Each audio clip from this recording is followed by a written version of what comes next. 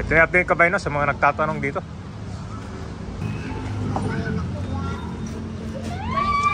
So yung poste nandito pa.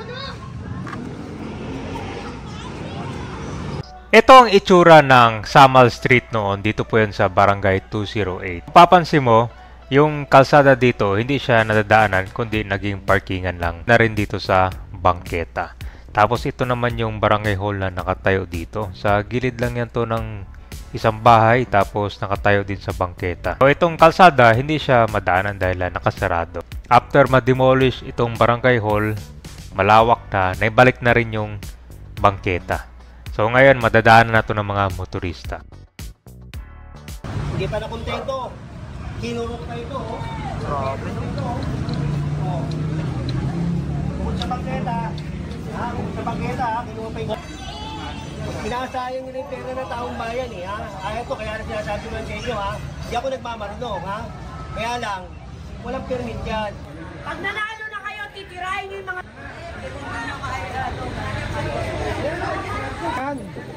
Lahat ng barangay, likutin nyo lahat. Wala.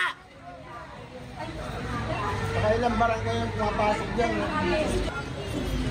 Wala kayong pambayad sa private. Ito, walang bayad. Pati gamit, walang bayad. Saka yung sinasabing ginastos dito na gano'n, sino ba nagbigay ng quotation nun? Di ba DPWH? Oh, hindi si congressman. DPWH ang nagpe-presyo niya kung paano. Gobyerno pa rin. Minuti, tapos doon kayo mabayad. Diba? Yan naman yung cheque. Nasisita kayo, marami kayo sinasabi. Pero mali yung ginagawa nyo. Saka dyan, alam na nilang may notice eh, no? Ba't pinapasok pa yung bata? Oo, may notice na, dinagdagan mo pa. Hindi ka pa nakontento, dinagdagan mo pa. Diba? Daanan ko eh ha. Huwag naman ganyan. Huwag tayo maging sakim. At muli natin babalikan kabayan itong barangay hall na nakatayo dito sa may bangketa. Ito po yan sa barangay 208. So ito po yung Rizal Avenue, Santa Cruz, Manila. Kaya ito kabayan, may kita mo, naibalik na sa taong bayan itong kalsada. Ang sabi daw kasi dati kabayan, wala daw dumadaan dito, never na dumaan. Pero makikita mo naman, meron namang dumadaan dito, mga motor. Problema kasi sirado. Medyo, hindi, bukas naman siya pero masikip. Halos okupado yung kalahating kalsada. O, tingnan mo ngayon, no? Laki ng pinagbago. Mga kabayan na, di ba? Nakikita mo, walang permit. Tapos nakatayo sa dito, nakadikit pa dito sa pader. Grabe, laki ng pinagbago, nakahinga, no? Ito yung madalas na tinatanong nila, ano na yung itsura. So ito siya, ginawa na siya parang bangketa lang to dito. Laki, di ba? Itong sa kabila, ito yung nagkaroon ng extension. Ito yung dinagdag pa pero nabutan, dinimolish siya lang siya.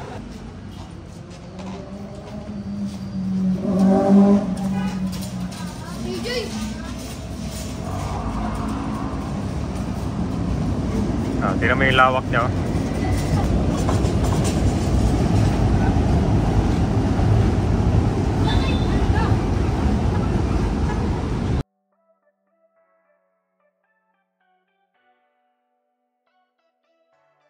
Doon sa may poste, di ba? Tinanggal lang.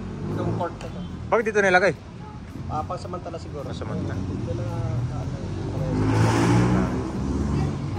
Saka yung ano, yung bahay na dating tinakpan, open na siya. So nasa receipt ano na yan, sa may-ari na yan, kung open ibubuksan niya ano hindi. Pero right niya yan, pwede niyang buksan, pwede hindi. Parang kung pala to dito na may... Pero walang tao kasi yan eh, nasa Amerika tayo yung may-ari niya. So hindi pala kalsada, pero kalsada dito lang pala. Ito yung kalsada. Tapos ito parang bangketa lang.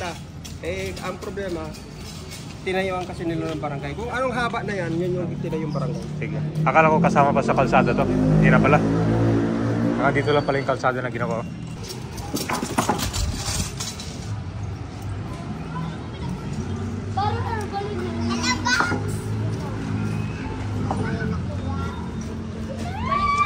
So yung poste nandito pa. Kung natanggal yung kabe, mas malawak na yan. Dito yung daanan niya. Oh. Yan, kalsada.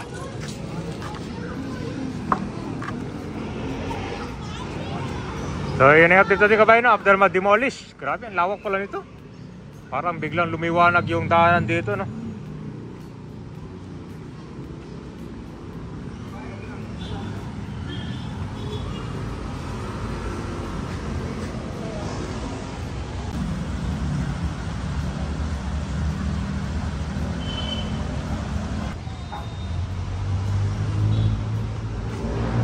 Ito yung update kabayan, no? Sa mga nagtatanong dito.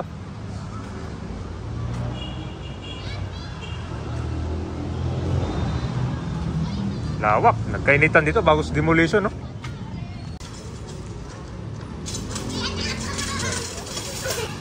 Maantay o ma-disband.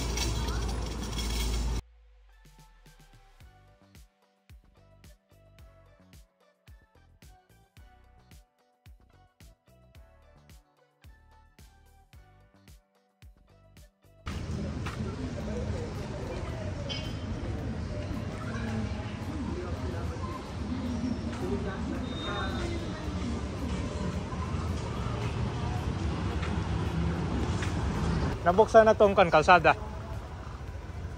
Very good.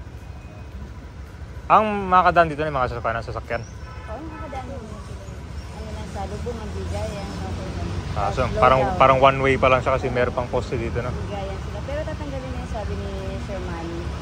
Yung yung poste. Na yung poste ng para sa ano. Pwede bang i-request Cable yan? yan eh. Tapos ito bangketa na lang to. Oo, pwede dito siya. Oo daw yan. Hindi tatanggalin pala rin sa Yung poste parang ililipat, no? Kasi may mga kuryente. Ano lang yan eh. Hindi naman yung kuryente eh. Ano Wi-Fi, lang yan, wire lang yan.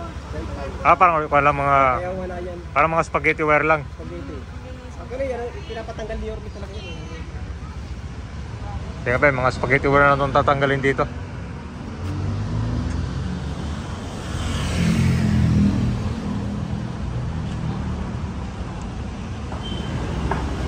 Laki. So far nakakadaan dito mga motor. Pwede din mga sasakyan pero bigayan lang sila. Kasi one way. Pag naalis yung poste dyan, lahat na makakadaan.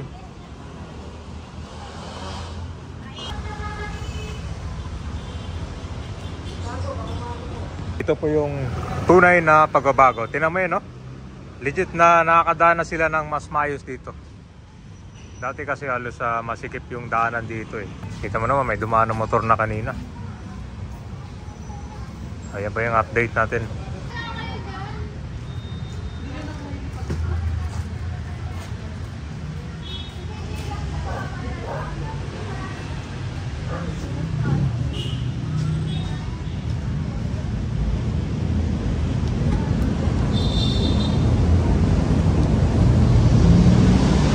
Lawak pala, so ito pala yung pader ng bahay pala.